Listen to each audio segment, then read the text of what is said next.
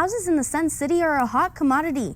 Many folks in El Paso are looking in the market to purchase their home, but are facing a challenge that is out of their control when it comes to making offers. KFOX 14 News at 9's Jonathan Mejia joins us live here in the studio with the obstacles El Paso buyers are facing. I spent my day with Hector Lopez and Jonathan Limon. Lopez is in the market for his second property, but Lopez and most El Pasoans in the housing market are facing stiff competition from buyers who are coming from out of state, making offers that are hard to match for those living in the borderland.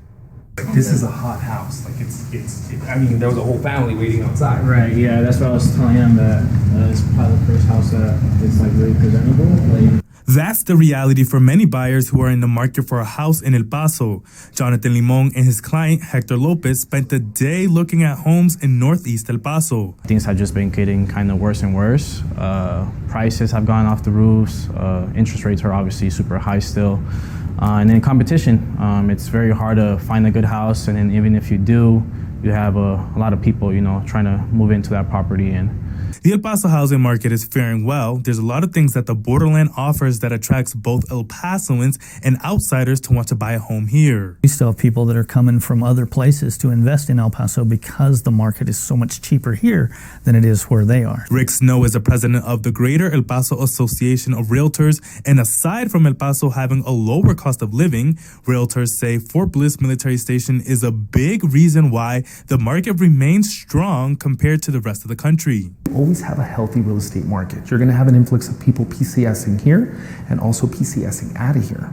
Jonathan Limon is a realtor for Summit Realty and has been working with Lopez to help buy his second property. Limon agrees with Snow and adds that people from out of state come with more money and make it hard for El Pasoans in the market. They're not able to purchase. They're not able to purchase houses. They get beat out. So a lot of the times they have to settle.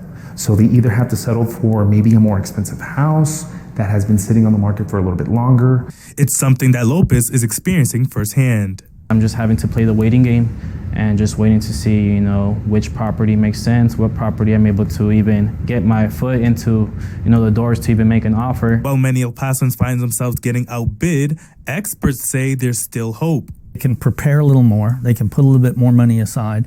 They need to temper their expectations. They need to be more realistic in their expectations. According to the Greater El Paso Association of Realtors, as of May, the median residential sales price in El Paso is $256,000.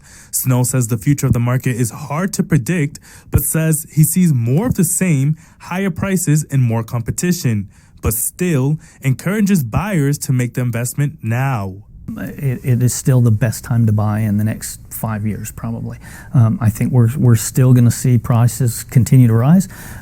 It's hard for buyers to hear, and it makes Lopez wonder how much longer he will remain in the market. If I can't even afford a house right now due to the current market conditions, I'm pretty sure it's only going to get worse, and it's going to be even that much more harder in the future. Experts also told me home prices are high due to supply and demand, but it's still cheaper to buy here in El Paso than other parts of the country. I'm reporting live from the studio, Jonathan Mejia, KFOX 14 News at 9.